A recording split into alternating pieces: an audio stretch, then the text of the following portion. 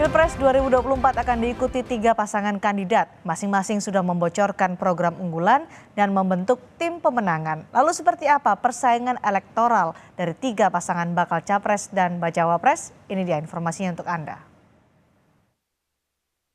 Genderang kontestasi Pilpres 2024 telah ditabuh.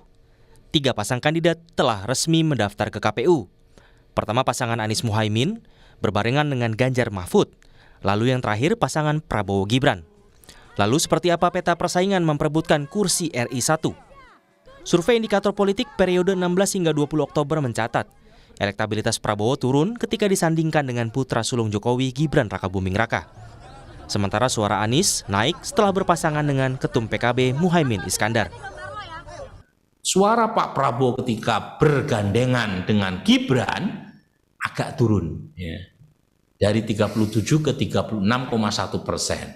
Suara Ganjar ketika berpasangan dengan Pak Mahfud dan kemudian disodori lawan dari Pak Ganjar adalah Prabowo Gibran dan Anies Muhaimin, sebagian pendukung Ganjar lari ke TTTJ, tidak tahu tidak jawab. Mungkin ada yang mulai mikir, loh kok Gibran di sana gitu kan. Nah, tetapi yang pasti ada sebagian pendukung Pak Prabowo lama yang pindah ke Anies. Makanya suara Anies Muhaimin nambah jadi 23,7%. Lebih besar dibanding kalau suara Anies maju secara individual. Sementara itu, Direktur Eksekutif Lembaga Survei Indonesia Jayadi Hanan menyebut terpilihnya Gibran sebagai pendamping Prabowo sejatinya bukanlah kejutan. Namun yang jadi pertanyaan gini, apakah pengaruh Jokowi pada elektabilitas Prabowo Gibran akan menguat?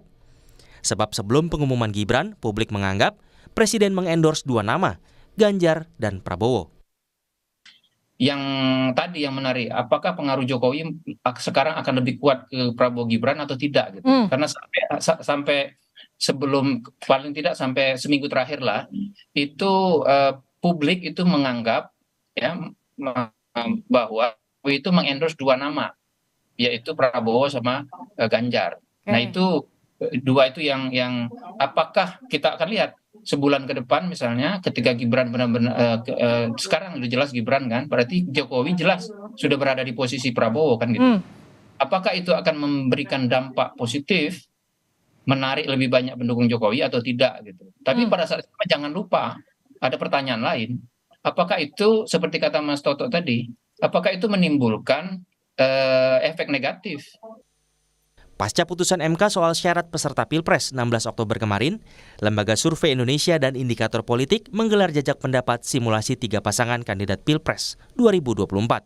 Dalam survei LSI, pasangan Prabowo Subianto Gibran Rakabuming meraih elektabilitas sebesar 35,9%.